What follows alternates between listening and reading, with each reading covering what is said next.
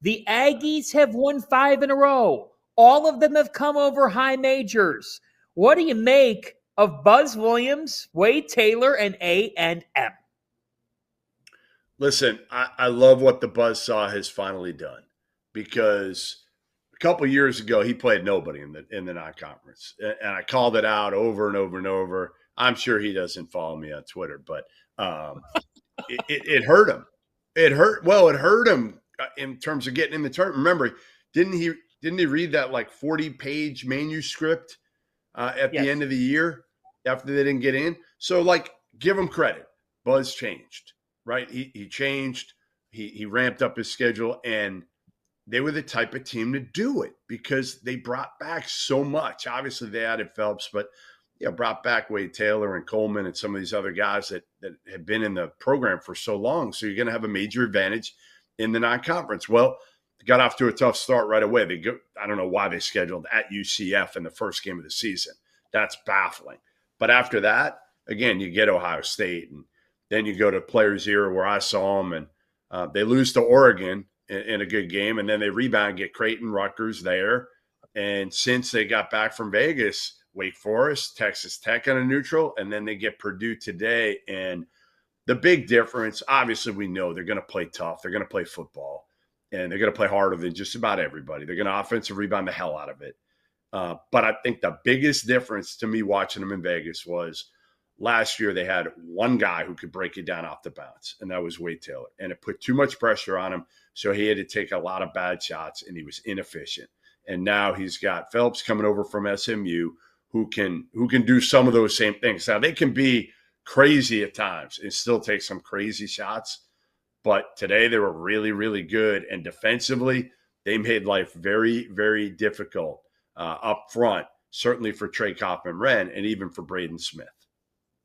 Yeah, they kind of big boyed Purdue. I also love how you sit here and you say, I just wish teams would play each other on the first day of the college basketball season. Why can we never have any good games on the first day of the college basketball season? And when we actually have a good game on the first day of the college basketball season, it's baffling. Why would Buzz Williams play this great game on the first day of the college basketball season? That was a dumb game. You know No.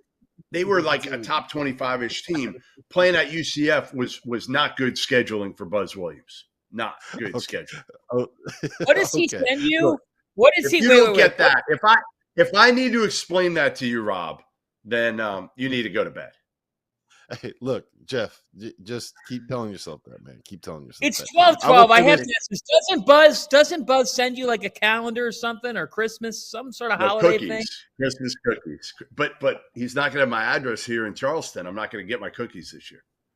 It's not fair. Like, you don't even celebrate Christmas. You're Jewish. Like, what? Can I get the Christmas cookies? What is this? I'll give you the cookies. If they end up in Charleston, I promise you, I will send you the cookies. I'll overnight the cookies to you. I will just say this about Texas A&M. I think that the way that Buzz has built this roster is just like, it's really smart and it's really, really kind of simple, right? Like, he has two guards that can go out there and cook. And then everybody else on this roster is like a big, physical, junkyard dog, tough, looks like they could probably play for the Texas A&M football team, crashes the offensive glass, makes life miserable for you offensively. They got like three guys, Pharrell Payne, Anderson Garcia, and Solomon Washington, who, like, when they elevate and they jump, they just float, man. It's like, how long is that dude going to stay in the air? How can he jump that high? How can he have that much hang time? And they crash the offensive glass so hard, and they play so hard.